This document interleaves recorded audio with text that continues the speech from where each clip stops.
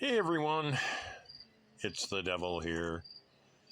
Yes, I'm back. The stupid body that I've possessed didn't hold up very well during an infection of sorts. Had to get antibiotics and all that. I may have to change bodies. This one seems deeply flawed. But anyway, I'm back. At least I can talk. For a while there, I couldn't talk at all. Laryngitis, terrible. But be that as it may, I am here to discuss, I hate to do this, but Donald Trump. Donald Trump is an interesting case study about human evil. And although you might be surprised that I find him not as evil as you might think, and believe me, he has lots of the detestable qualities of the God of Abraham. He certainly is a narcissist like God the Father. He certainly has done treacherous things, abused women, definitely stolen, and has created all sorts of situations where he's proven to be quite immoral. Much like God the Father. I mean, it isn't surprising to me that evangelicals flock to this character. If God took on human flesh, which is debatable that he ever did, but if he did, he would probably look kind of like Donald Trump.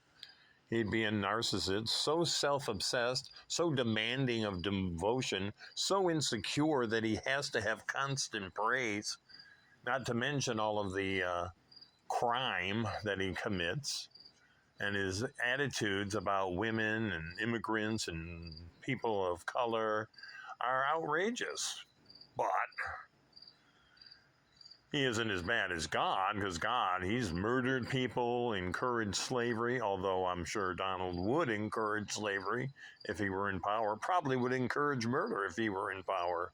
So, Trump's development as being a mini God of Abraham is in the works. I think it's possible that he could actually turn into much like all of the qualities and characteristics of a very flawed God in God of Abraham. So evangelicals love his dictatorial presence, much like they love their God's dictatorial and authoritative approach to governance. He certainly has the same attitude. If you don't praise Donald Trump, he will find a way to punish you, much like God the Father will also find a way to punish you if you do not praise him and give him your absolute devotion and unyielding attention. It's really quite compelling to think that there's a lot of these qualities that evangelicals find in their God, they can also find in God or in Donald Trump, and there's apparently no inconsistency or contradiction.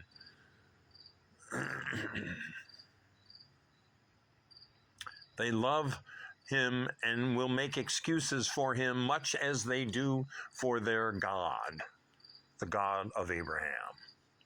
Constantly rationalizing their faith, looking the other way, not really concerning themselves by the fact that God destroyed every human being on earth, according to their Bible, or that God destroyed Sodom and Gomorrah and encouraged genocide and infanticide and any of a number of sins, including, or not just including, but certainly including slavery, which should be quite obviously considered immoral. But Donald Trump is so reprehensible as a human being, he would have no problem bringing back slavery if it suited his purpose. So I guess it's not that surprising that evangelicals love him so much. He has all the qualities and characterizations of the God of Abraham. So I don't know what to tell you. I mean, the United States is on the brink of something pretty sad and pretty awful, but I can't help her. It's just the way it is. Well, anyway, I've said my piece, so it's time for me to go. And thank you for listening. And if you can, like, subscribe, and of course, share.